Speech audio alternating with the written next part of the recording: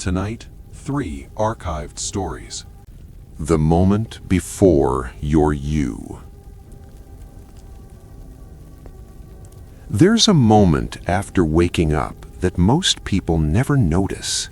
It doesn't last a second. It doesn't last half a second. It lasts exactly as long as it needs to. In that moment, you are breathing. Your eyes may be open. Your body is already awake, but you are not you yet. Most people slide past it without resistance. They wake up, they remember their name, their past reconnects, their thoughts resume.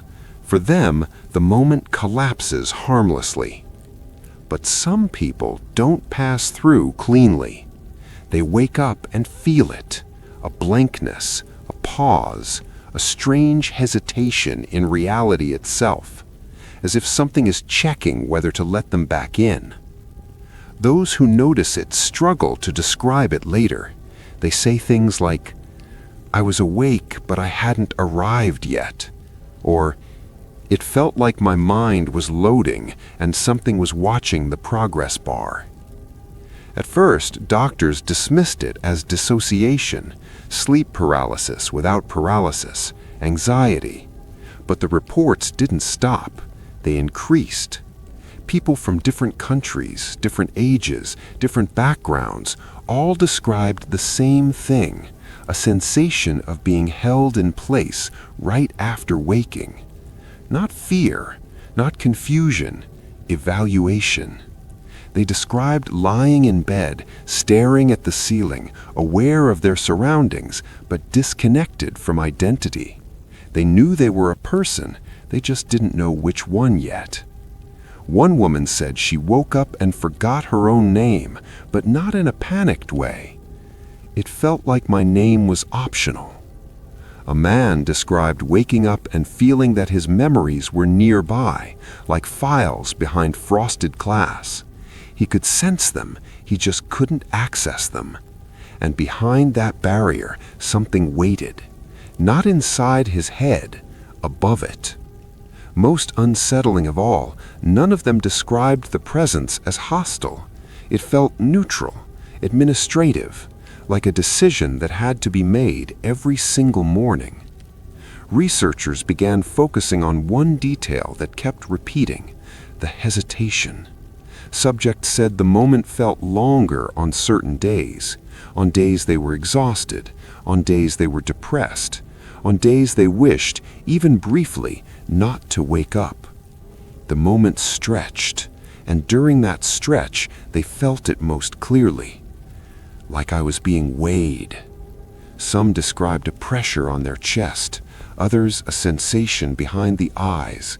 A few felt a subtle pull, as if gravity briefly reversed direction. One subject woke up and felt himself sinking, not into the bed, but away from himself. He said he knew with absolute certainty that if he didn't move, he would not return. Not die, just not come back.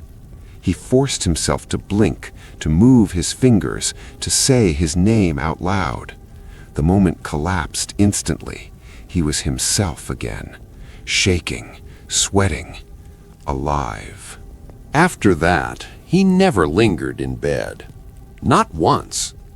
The most disturbing cases involved people who didn't resist. They woke up, they felt the pause, and they stayed still. Not out of curiosity, out of exhaustion. I didn't fight it. I just waited to see what would happen. What happened varied. Some snapped back violently, gasping, heart racing.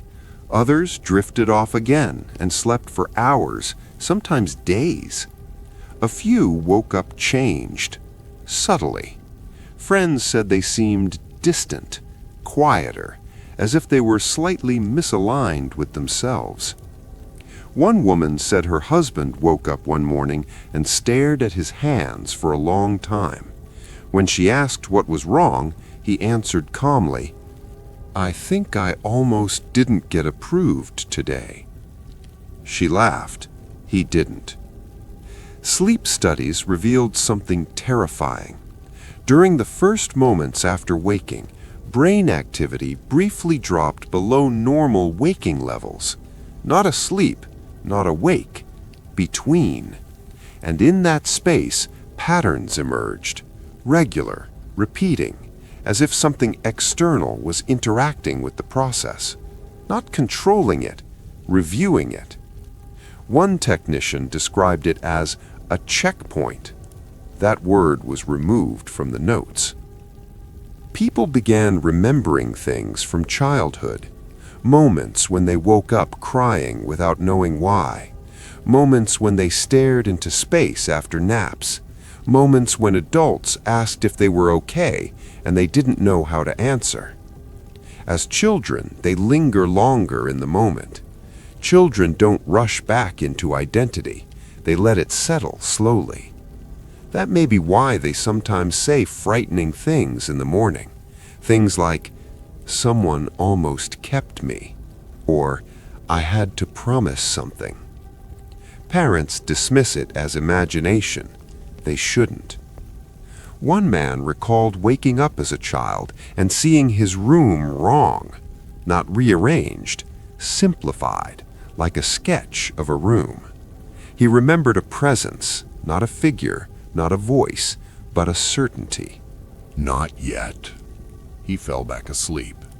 As an adult, he wakes up instantly every morning, heart racing, as if he's afraid of being late. Late for what, he doesn't know. A pattern emerged among those most affected. They were introspective, self-aware, prone to questioning their own existence. People who lingered in thoughts, who stared at the ceiling at night. People who, at some point, had wondered whether they truly wanted to continue. Not suicidal, just tired. The moment before your you is not a mercy. It's a filter. Most people pass through automatically. They don't register the delay. But when awareness grows too sharp, when identity becomes too heavy, the moment stretches, and something notices. A subject finally asked the right question. What happens to the ones who don't come back? No one answered him. Not because they didn't know, because knowing would make the moment longer. One night, a researcher experienced it himself. He woke up in the lab, head on the desk. The lights were on. The room was silent. He was aware, but empty. No name, no context, no urgency. Just existence without attachment. And then, a sensation. Not a presence beside him.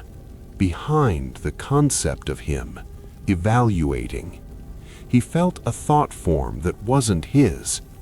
Still useful. The moment stretched. He realized something horrifying. He wasn't being judged morally, not for goodness, not for happiness, for continuity. Was he stable enough to continue being himself? Was the identity worth reloading? Panic surged. Not fear of death, fear of replacement. He forced himself to remember something personal, anything, a name, a face, a mistake. The pressure vanished instantly. The room snapped into focus. He vomited. After that, he stopped sleeping deeply. Most people who feel the moment learn to shorten it. They wake up to alarms. They move immediately. They check their phones. Distraction collapses the space. Silence extends it. That's why lying still is dangerous. That's why staring at nothing feels wrong. That's why sometimes, when you wake up naturally, without noise, you hesitate. You feel that split second where the world waits, where your thoughts haven't arrived yet, where you could stay. And sometimes, just sometimes, you feel relief when you snap back. Not because you're glad to be alive, but because you weren't sure you'd be allowed to return. There is a moment before you're you, and it does not belong to you. It belongs to whatever decides whether you are worth continuing. And tomorrow morning, it will check again. It always starts the same way.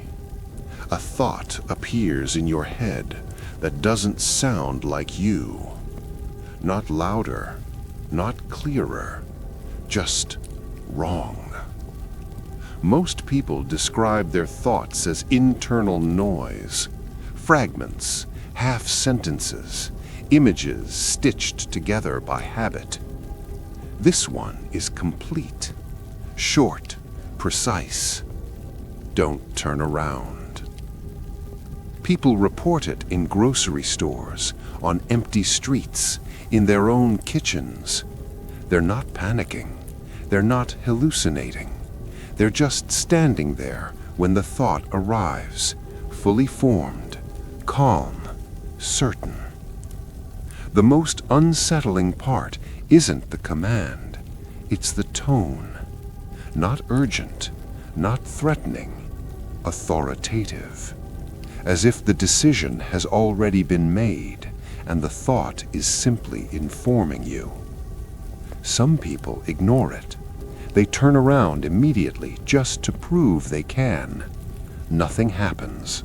No monster, no figure, no jump scare.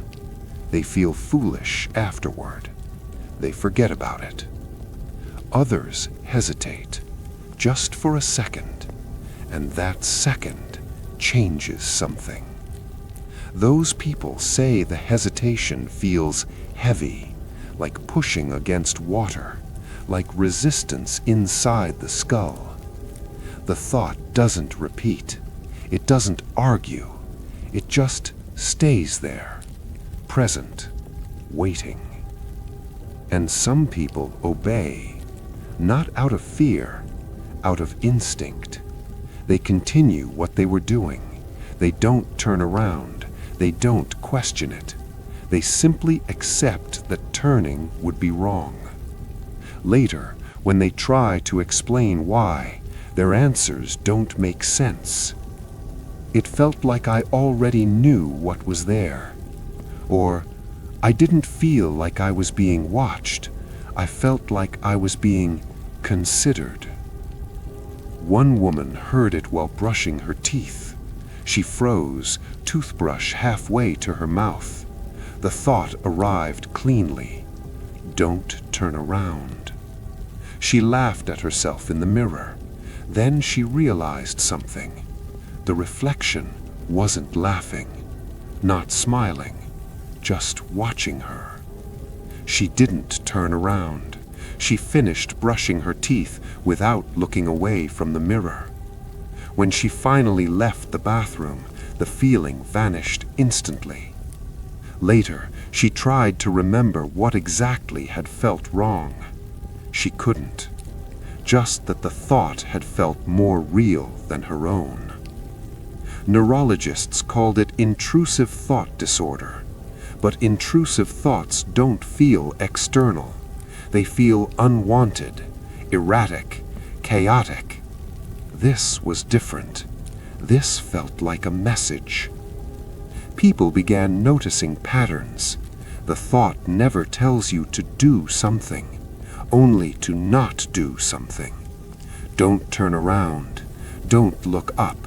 Don't check the back seat. Don't open the door yet. And the people who listen often describe a strange reward. Relief. Not happiness. Relief. As if something bad has successfully been avoided, even though they never knew what it was. One man heard it while driving at night. Empty road, no traffic. Don't check the rear-view mirror. His hand hovered near the mirror instinctively. The resistance was immediate. A pressure behind the eyes, a tightening in the jaw. I knew if I looked, something would change.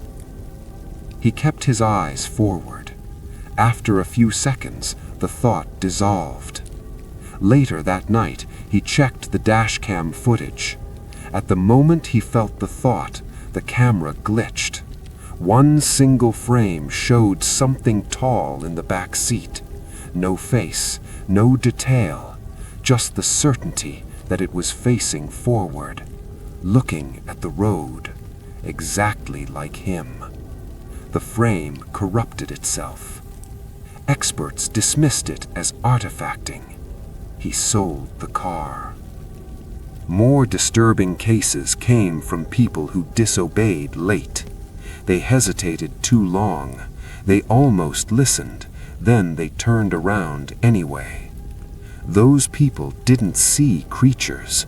They saw absence, places where something should have been, but wasn't anymore. A woman turned around in her apartment hallway after resisting the thought for nearly 10 seconds. The hallway looked normal. Too normal. Flat. The reflection wasn't laughing, not smiling, just watching her. She didn't turn around. She finished brushing her teeth without looking away from the mirror. When she finally left the bathroom, the feeling vanished instantly. Later, she tried to remember what exactly had felt wrong. She couldn't. Just that the thought had felt more real than her own. Neurologists called it intrusive thought disorder. But intrusive thoughts don't feel external. They feel unwanted, erratic, chaotic. This was different. This felt like a message. People began noticing patterns. The thought never tells you to do something, only to not do something. Don't turn around. Don't look up. Don't check the back seat. Don't open the door yet. And the people who listen often describe a strange reward. Relief. Not happiness. Relief. As if something bad has been successfully avoided, even though they never knew what it was. One man heard it while driving at night. Empty road, no traffic. Don't check the rear-view mirror. His hand hovered near the mirror instinctively. The resistance was immediate. A pressure behind the eyes, a tightening in the jaw. I knew if I looked, something would change. He kept his eyes forward. After a few seconds, the thought dissolved. Later that night, he checked the dash cam footage. At the moment he felt the thought, the camera glitched. One single frame showed something tall in the back seat. No face, no detail, just the certainty that it was facing forward, looking at the road, exactly like him. The frame corrupted itself. Experts dismissed it as artifacting. He sold the car. More disturbing cases came from people who disobeyed late. They hesitated too long. They almost listened, then they turned around anyway. Those people didn't see creatures. They saw absence, places where something should have been, but wasn't anymore. A woman turned around in her apartment hallway after resisting the thought for nearly 10 seconds.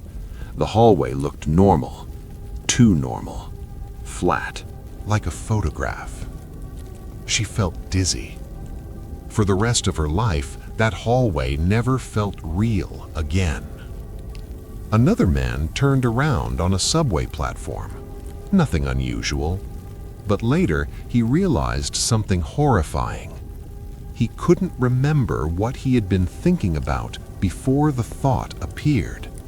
Not forgotten, removed. As if something had checked his mental state and taken what it didn't like. Researchers started collecting testimonies. They noticed something critical. The thought never appears when you're actively thinking. It arrives in pauses, moments of mental silence, spacing out, routine actions, walking without focus. The thought needs room. It needs you to be briefly open. Children experience it more often. They just don't question it. A child hears, "Don't look under the bed," and doesn't. Adults assume it's imagination, but children never describe fear. They describe certainty. I just knew it wasn't time. One child told his mother that if he looked too early, it would learn his face. That phrase appeared in 3 separate reports from children who had never met. Learn your face. Adults feel the thought more strongly during stress, sleep deprivation, grief, loneliness, anything that weakens the boundary between automatic and conscious thought. One psychologist experienced it herself during a long night shift. She was alone in the clinic, lights dimmed, coffee cold. She stood up from her desk and felt it immediately. Don't turn around. The thought landed perfectly. No echo, no emotion, just instruction. She tried to analyze it. Where did it originate? Which neural pathway? The more she focused, the heavier it became, like trying to push against a locked door from the inside. She stayed facing forward. Minutes passed. She became aware of something new. The silence behind her felt attentive, not moving, not breathing, waiting. She realized the thought wasn't protecting her. It was protecting something else from her. The moment she accepted that, the pressure vanished. The clinic felt normal again. She turned around. Nothing was there, but her reflection in the dark window didn't move when she did. She never stayed late again. One theory suggests the thought is not a command, it's a boundary marker, a line you're not supposed to cross until conditions are right. Another theory suggests the thought is not in your mind at all. It's injected, a brief overwrite, a priority message. That would explain why it feels so clean, why it lacks emotion, why it feels older than you. People who experience it repeatedly report changes. They become more obedient to subtle instincts. They avoid mirrors at night. They don't linger in doorways. They sit facing exits without realizing why. Their lives become smaller, safer, but something else grows. A sense of being monitored, not constantly, selectively, as if attention is expensive, used only when necessary. The most terrifying reports come from people who never hear the thought, people who should have. They turn around freely. They look where others don't. They check, and they are the ones who disappear or return changed. A woman described her husband standing in the doorway one morning, frozen. She asked what was wrong. He answered, "I think I missed a warning." That night, he began speaking less, pausing before sentences, as if listening for permission to continue. The thought isn't hostile. It doesn't hate you. It doesn't care about you. It cares about order, about sequence, about not being seen too early. So when you hear it, when the thought arrives fully formed, calm, authoritative, and tells you not to turn around, listen carefully, not to the words, to the feeling underneath. Because if you obey, you'll never know what was there. And if you don't, you may learn why the thought was placed in your head in the first place, and why it sounded nothing like you. It starts with a sound so small you almost convince yourself it didn't happen. Not a creak, not a slam, just the softest shift of air, the kind of sound a room makes when it changes its mind. The first night, the door opens no more than a few centimeters, not enough to see through, not enough to panic, just enough to notice. You lie in bed, staring at the ceiling, counting your breaths. The hallway light spills in as a thin, pale line. You tell yourself it's pressure, old hinges, temperature. You get up and close the door. It shuts easily, No resistance. The latch clicks. You check it twice. You go back to bed. The second night, it happens again. Same distance. Always the same distance. As if measured. As if corrected. You don't hear the door open. You only notice it once it's already open. That's what unsettles you. There is no moment of movement, no transition. 1 second it's closed, the next it isn't. The gap feels intentional, not accidental, like someone stopping their hand at a precise point. You start checking the door before sleep. You push it harder than necessary. You lean your weight into it. It holds. You even place an object behind it, a chair, a shoe, anything. In the morning, the object hasn't moved. The door is still closed. Nothing happens during the day. The room behaves. It's only at night, only when you're inside it, only when you're vulnerable enough to notice small things. On the third night, you wake suddenly. No nightmare, no noise, just awareness. Your eyes open and go straight to the door. It's open, the same amount. Your body reacts before your mind. Your heart accelerates. Your breath goes shallow. Your skin tightens. You don't feel watched. You feel allowed to look. That's worse. You stare at the darkness beyond the gap. The hallway isn't fully dark. There's enough ambient light to show the outline of the wall. Nothing moves. Nothing breathes. But the darkness feels shaped, contained. As if something is standing just outside your field of view. Not entering, not retreating, waiting. You whisper into the room, testing your voice. Hello? The word feels wrong, too loud, too personal. The silence answers by deepening, not absence, pressure. You don't get out of bed. You don't close the door. You pull the blanket higher and wait for sleep to return. It doesn't.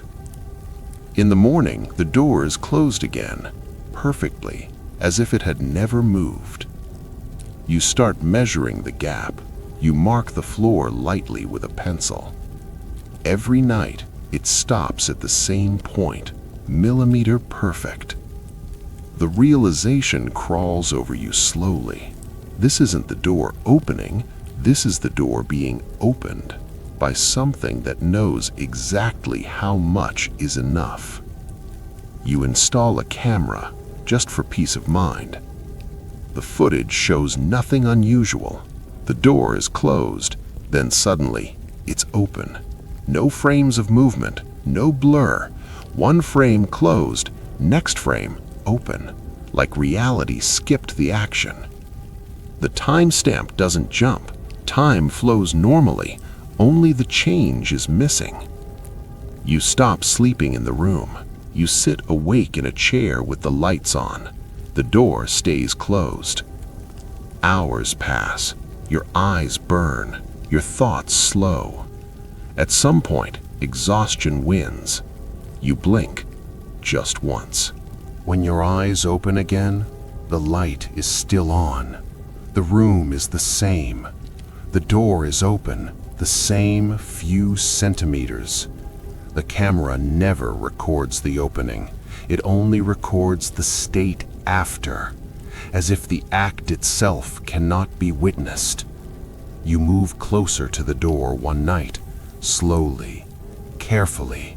Every step feels like stepping into someone else's decision. The gap looks smaller up close, deceptively so. You kneel. You try to look through. Your angle is wrong. The frame blocks your view. It's like the door knows how to hide what's behind it. You feel an urge, strong, sudden, to open it wider. Your hand lifts, then stops, not from fear, from understanding. Opening it more would be rude. The thought isn't yours. It doesn't echo. It simply exists.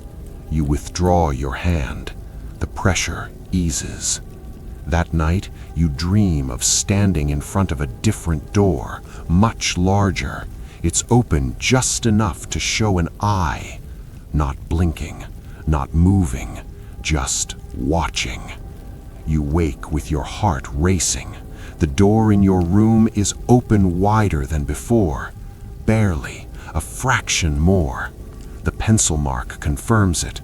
You feel sick, not because it moved, because it adjusted, like a response.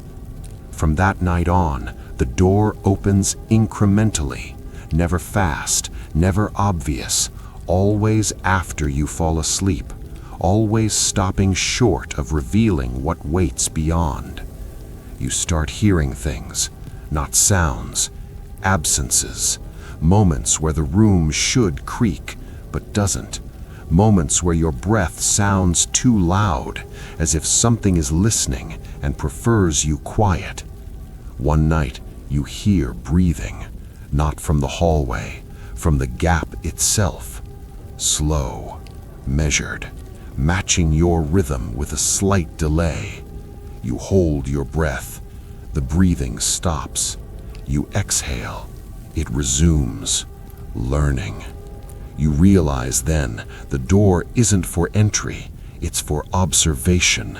Whatever is out there doesn't need to come in, it only needs to watch you exist, sleep, dream, forget. You try sleeping facing away, it makes no difference. You try covering the door, the covering is always removed by morning. Not moved, removed, folded neatly, left on the floor, as if courtesy matters. One night, you wake with the certainty that the door is open more than ever. You don't look, you already know. The air feels different, charged, close. You feel a presence that isn't hostile, but isn't passive. It's satisfied.